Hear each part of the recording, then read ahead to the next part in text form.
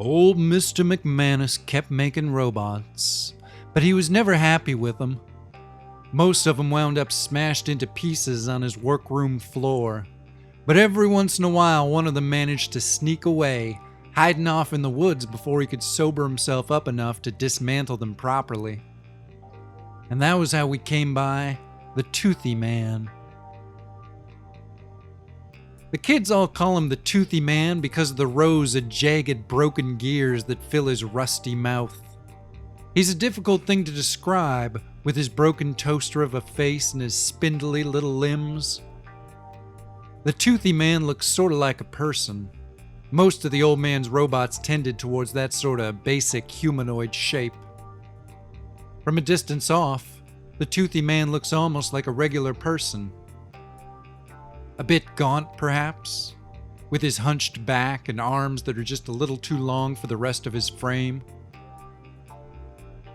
Most of him was painted a flat shade of forest green, though over time the paint has been flaking off, revealing the cobalt blue of his metal frame. The effect is a bit disquieting, and as if he knows that, he covers himself with a worn-out old purple bathrobe he must have found down at the town dump. The robe has the remnants of a hood attached at the shoulders, and when the hood is up, the Toothy Man looks a bit like a monk from some spooky religious order.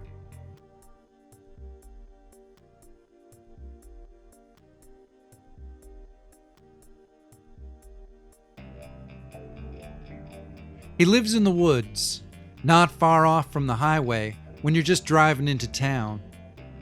Old Mr. McManus said that the Toothy Man's got an internal fuel source that'll keep him alive for at least 80 or 90 years, maybe even longer, considering that the Toothy Man might be a bit more clever than folks give him credit for. Jeremy said there's some evidence that suggests the Toothy Man might be trying to assemble some sort of rudimentary solar power station out in the woods with bits of salvaged scrap. Jeremy hangs out around the Toothy Man a lot, or at least Jeremy likes being out in the woods where the Toothy Man lives.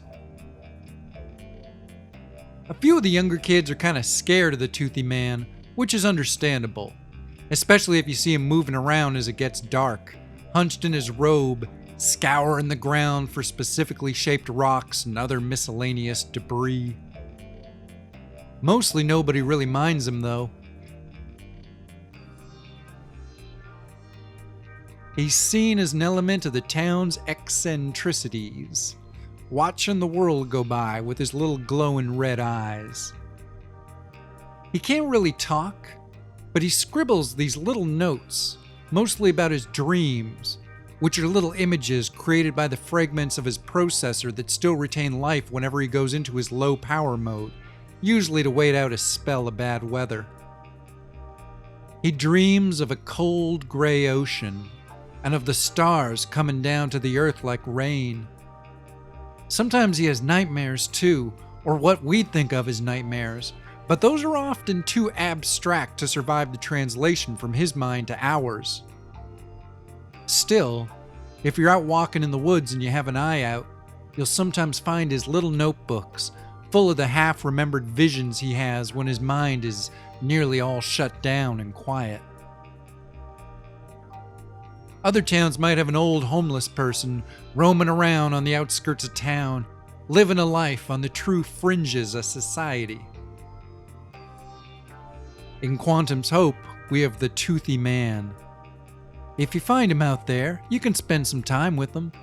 He doesn't mind the company and he loves to hear a joke. He'll always laugh, a sort of dry electric wheezing sound, though it's anyone's guess as to whether he really understands.